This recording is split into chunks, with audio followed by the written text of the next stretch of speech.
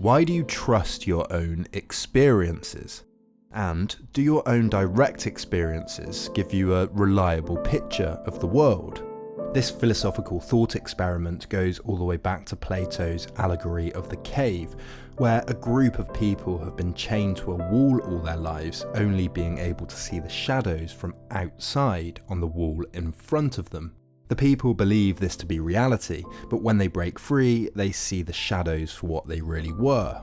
And these shadows appear more frequently than we might think. For thousands of years, for example, people's experience, their direct experience, taught them that the sun revolved around the earth. And when Descartes set out to doubt everything he could, he found that he couldn't even be sure that reality was not a dream. There was no conclusive proof, leading him to announce that the only thing he could be sure of was that he was some I that thinks. This radical skepticism led Descartes to advocate for rational thought over empirical experience, things like mathematics and logic. It's only through rationality, for example, that we know that a stick dipped in a pond isn't refracted in the way it looks to the eye. Yet we still trust our experiences over anything else. Journalists and the police interview witnesses as evidence and testimony. When analysing society, we resort to polling and statistics, asking people questions about their experience to get a view of the state of the country. Academics became more interested in this question in the 1970s, when huge archives were set up in Israel, Yale, and by Steven Spielberg to collect the testimonies and memories of the survivors of the Holocaust. Spielberg's collection alone contains some 50,000 entries, and while all of these experiences are of course important, historians know that they alone, even in this number, don't tell the whole picture. First of all, you clearly need a wider narrative of World War II to fit the experiences into. But also, many of these experiences or memories are tainted by trauma. And on top of this, memory changes each time we remember, and with each person we share it with, or as memories about the same events are talked through and modified when talking to other people that were there. How often have you said to someone, "I remember it this way," when they remember it a different way? And real memories about big events get mixed up with memories people read about or watch on television. In other words, memories or experiences aren't as reliable as we like to think.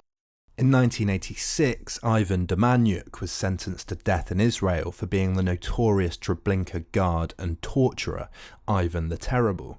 5 Holocaust survivors testified that he was Ivan the Terrible, but the court later found evidence that 37 Treblinka guards and inmates in the Soviet Union had earlier named another man as being the torturer. In 1993, Demjanjuk was cleared. So experiences have to be checked against each other, but not only that, they have to exist in relation to some grander narrative, some bigger picture. Once you move from the direct experience into the wider socio-cultural world, something strange starts to happen. Experience and memory become shaped not just by personal experience, but by wider culture. One of the major themes of Marcel Proust's famous novel In Search of Lost Time is involuntary memory. The narrator describes himself eating a tea-soaked cake when a childhood memory of eating a similar cake with his aunt is revealed to him. Revealed, as if not under his control. Proust emphasises how memories are often triggered by other memories and experiences, many of which are out of our control and dependent on the things we encounter day to day. The things we read, watch on television, look at on Facebook, they trigger certain memories, while not calling others. They guide us. And if we're all watching, listening to, or reading similar things, similar news stories, Hollywood films, similar pop music, does that not mean our memories and experiences become shaped in a similar way? That we all recall certain memories while collectively repressing others? We have then, in some way, a shared memory, shaped by a shared culture, what the psychologist Carl Jung called a collective unconscious. There is a wider context, a wider story that experiences only make sense through. So we can't understand our experiences of politics or our societies, or conversations we have personally with friends about politics and our societies, without some wider frame of discourse that is presented to us in some way. Historian and philosopher Alan Megill calls this the part-whole relation. One experience is meaningless unless situated in a larger framework that gives it meaning. These wider frameworks can be structural, religious, scientific, artistic, linguistic, but they all bear upon each moment, act, or event. Everything you experience has to exist within this frame.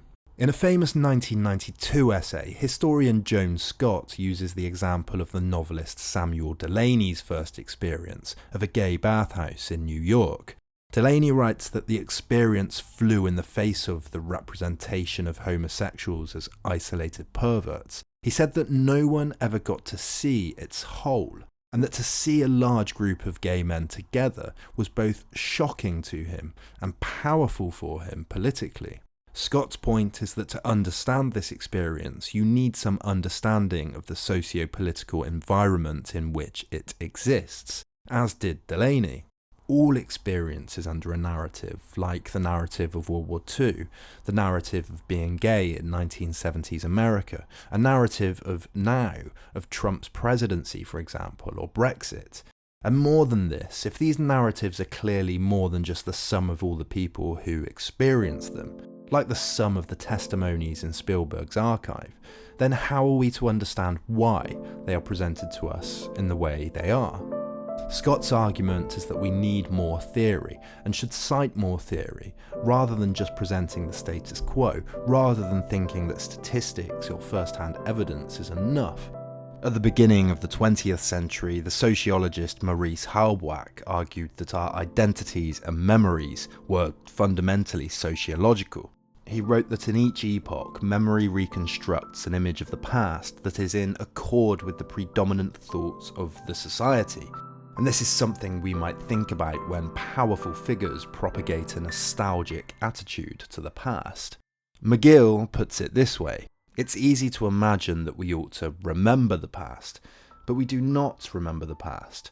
It is the present that we remember. That is, we remember what remains living within our situations now. Memories about the past are positioned and saved in certain ways, certain configurations, for certain reasons. Every time someone says, "remember when," whether it's a friend or someone on television, a political pundit, they cause an involuntary memory of an experience you had. They almost literally put their hands into your brain and pull it out. Public memory turns out to be something highly political. Remember when becomes a tool for journalists, statesmen, intellectuals, public figures to reach inside your brain and force you to remember when, just like if I say ice cream but don't think about ice cream, it becomes very hard not to think about ice cream. The correct response might be, yes, I remember when, but why should I remember when? And why now?